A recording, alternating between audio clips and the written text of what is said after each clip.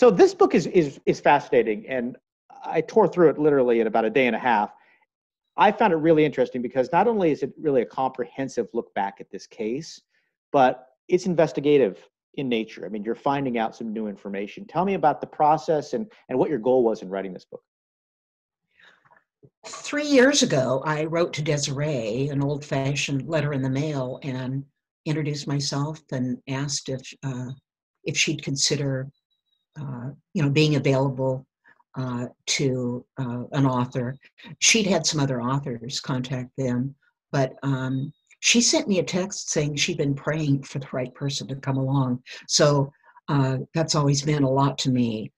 I didn't know exactly what the book was going to turn out to be. It's obviously her story and Kyron's story, but my background of 40 years is as a journalist, so I wanted to report, pretty much minute by minute and day by day, especially in that first couple of years, what was happening in the case, and give a sense of kind of urgency to the reader, because it was a story that just changed by the minute, really.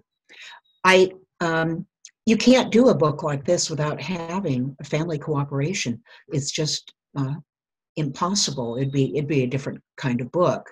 Lots of times, books aren't published till there's an answer or an end to the story. We haven't found Kyron, so that ending isn't there. It's still an open case. It was difficult to do because there's no case file for me. There's no interviews with detectives. There's no arrest, of course, and no trial transcript, the kinds of things that authors rely on. But I decided I wanted to tell the story of how Kyron's disappearance affected a community, because there are all these really fascinating people who became part of the story, people who didn't know Tony and Desiree, but the women that run the Facebook pages that have tens of thousands of followers of Kyron's story onto Facebook. These women who signed up, figuratively 10 years ago, who still are there every day trying to get Kyron's story out. The woman who was the very first, it was her idea to start a wall of hope and take one balloon and a sign she made with a Sharpie and put it on the fence at Skyline School. Those people all became Kyron's community, and his disappearance affected them. And then at the same time, was trying to tell, of course, how this affected Desiree and her family. But I think it's Agatha Christie who said, the crime is the end of the story. The major part of the story is what came before. So that was a real challenge to find out, who the other members of the family were and what happened before June 4th of 2010. Speaking of that, we've always known that the relationship between Kane and Terri was strained, but you suggest it was volatile literally the day or days before Kyron disappeared. That's right, and that didn't really come out for several months when the police could examine her cell phone and her computer more thoroughly, and when they finally got Kane to admit that was a very troubled marriage. It was very troubled that last week. They had argued the night of June 3rd until something like 3 a.m. And I think what's really important is that once police and the FBI and the DA's office was sifting through Terri's life and what she documented in emails, is that they found that she had this strong hatred for Kyron. And she had tried to send him to Desiree, and Kane wouldn't let her. And that's the only thing I can think of that I would say in Terri Horman's favor, is that she tried to send Kyron back to living with Desiree, and it just didn't happen. But soon after that, we know that she, as early as fall of 2009, she was thinking about having Kane killed. She was thinking about, she was angry that her son was sent back to his grandparents in Roseburg. She was angry at Kyron. Desiree thinks she was manipulating Kyron, sort of putting him in, the very situations that scared this young boy the most. Kyron was most afraid of being lost. And I think that's just the saddest thing. And she was finding ways to manipulate him, hiding his favorite books and toys, having him, led out to the property around Kane's house and kind of left or told that they were lost. We can get into the why did this happen? That took a long time for that story to come out. What it was building up to. One detail that's been somewhat muddy over the years is who was the last one to see Kyron at school, and did anyone see him leaving the school? Mm-hmm. You touched on that with a fair amount of specific detail. What can you tell us about that moment in time? So I will, preface this interview as I do the book that a great deal of my information came from Desiree and Tony, who's a Medford, Oregon detective, and his friends who are detectives, but primarily what police and the FBI and the DA's office shared with Desiree. Early on, they told her and Kane that, in fact, Terri was seen leaving the school with Kyron, which disputes everything that Terri has said all these years. They pulled back on that statement for a while, but eventually Kane and Desiree were told that it was true, that at least 2 adults and a child had seen Terri walk out with Kyron, and with, of course, Terri's baby daughter was with them too. And literally one of the adults said they weren't holding hands walking out together, but they left the school together. So that's circumstantial evidence, but it's very strong circumstantial evidence. So Terri Horman was the last person to see Kyron. We know that she drove to the 2 Fred Meyer stores to look for cold medicine, that she parked a ways away where the cameras really couldn't see into the truck. It's possible somebody saw them alongside a road or on Sauvie Island, or even her getting out of the truck at Fred Meyer. There was, at the second Fred Meyer, there was somebody, she asked directions from inside the store, but it just seems like there's no doubt that she was the last person to see Kyron, and he was in her care. Your book suggests, and we've heard this before, that there was a lot of suspicion around Terri from the first few hours of this investigation. What you point out, which is intriguing, is the role that Kane may have played in this investigation, specifically wearing a wire. Mm-hmm. Tell me a little bit about that. I mean, that's an interesting detail. Yeah. Well, very quickly, the Multnomah County Sheriff's Office zeroed in on Terri. In fact, even one of the people I write about in the book, who was involved with the school and knew Terri through Skyline School, she was interviewed on Sunday by the police, and she was asked on Sunday, so 2 days after he's been missing, do you think Terri Horman took Kyron? That is very early in an investigation to kind of ask people what they thought. So they zeroed in on her, and around that time, around the 2nd or 3rd day, they asked Kane to wear a wire, and he did. And the downside of that, according to some of the detectives that were there observing, is that you're sort of putting all your eggs in one basket right away by having a potential family member or suspect on your team, but of course it was okay.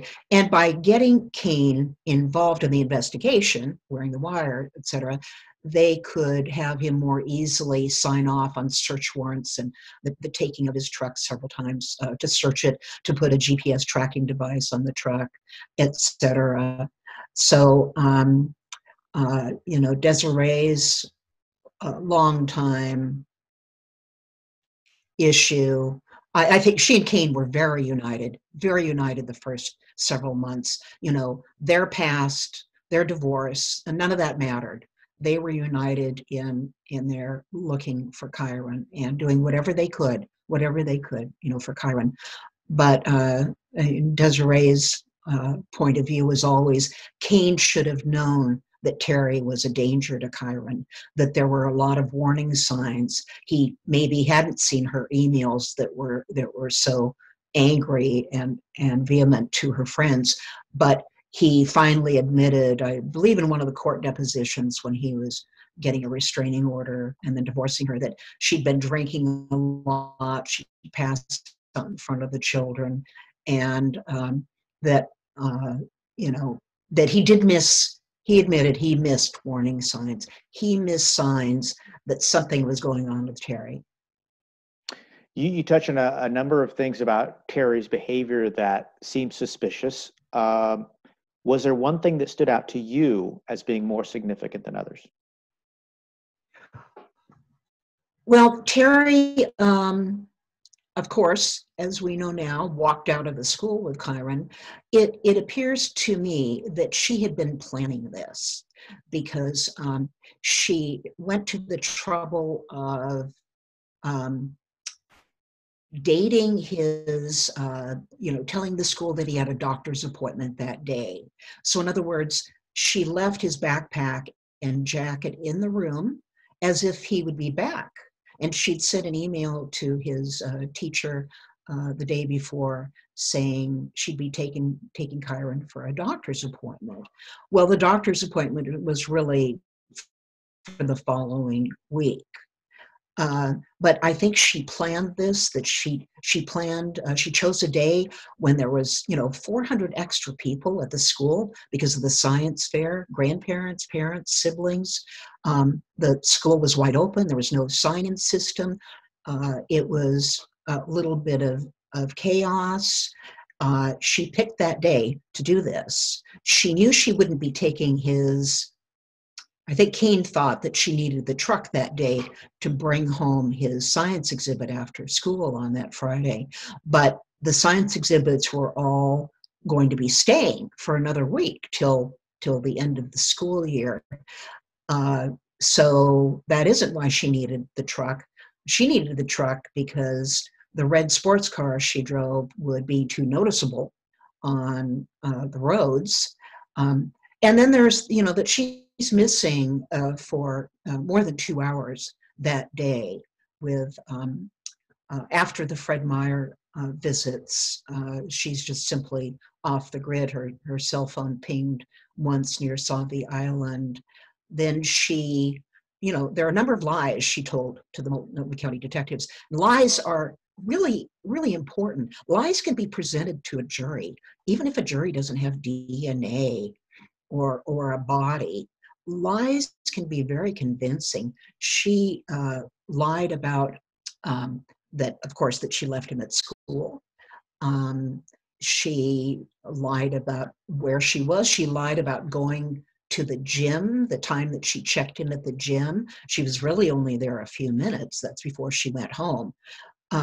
So there's a long string of ways that she implicated or implicates herself. You've written a number of books. What was unique about this particular book, and what challenges did it present? You talked about the fact that it hasn't been resolved, but what other challenges did you face in writing this book? Well, I realized during doing this book that I mean, it just kind of dawned on me that it was my third book about a missing person. And I think the attraction for an author is these are the ultimate mysteries, the ultimate mysteries. Where is Susan Powell, Susan Cox Powell, who I wrote about, who's the young Mormon mother missing in Utah, and her husband later killed the kids and himself. You know, where is Anne Marie Burr, who disappeared in 1961 from Tacoma, Washington, and might have been Ted Bundy's first victim. Doing this was even more emotionally involving. I certainly interviewed Susan Powell's parents, you know, many times, but but I didn't get as close to them. I visited Desiree and her family in Medford. She and I met a couple of times in Portland hotels to just talk all weekend. When she'd be on a flight that came through Seattle and had a layover, I took her to my brother's condo, and then she and I came to my condo, and we just would talk and talk, or I'd sit in the airport, interviewing her if she was en route somewhere. It was absolutely a tremendous gift she gave to me. And she, of course, wanted the book to tell Kyron's story and keep the word out there. It was also very emotionally involving. I met, her family. She met a couple of friends of mine, my brother. I spent 3 years with a photo of her and Kyron right beside my laptop. For 3 years, I looked at them all day and all night as I researched this and as I wrote this book, because, this is for them. And I just thought, publishers don't like books that don't have endings, but I thought, sometimes the ending is something very vague or ambivalent or undecided. I just thought it was time to try to answer some questions about this case. I mean, 10 years is a long time. And doing all of this, I concluded I think Multnomah County could have made an arrest. I really do. And I went to some experts on what's literally called no-body cases. Prosecutors like to wait until there remains or a body or a confession to bring charges. But in fact, what I found that I don't think many people knew about is no-body cases can be successfully prosecuted. Exactly what the case was with Susan Powell or with Kyron Horman. And guess what? The prosecution rate, successful prosecution rate, is better than the prosecution of your normal everyday murder. So I just thought it was time to find some answers and to bring this back to the public's eye and to maybe challenge. I have found no fault with Multnomah County Sheriff's Office. They were criticized for the slow start. The other thing that Terri did that was very smart is Kyron was missing 6 hours before everybody knew it. That she planned that. She organized that. She made sure that happened. But I didn't find any fault with the sheriff's office. I think it's time to do something. One other thing I looked at, Kyle, is what other kinds of charges could possibly be brought. Desiree started a civil suit and then dropped it because they would have needed the police case file to proceed. But there are a number of other cases, and going on right now in the United States, where prosecutors are finding ways to charge these people who are likely suspects. And I think it's time to look at that. The book is titled Boy Missing: The Search for Kyron Horman. Rebecca Morris, thanks so much. Thank you so much, Kyle.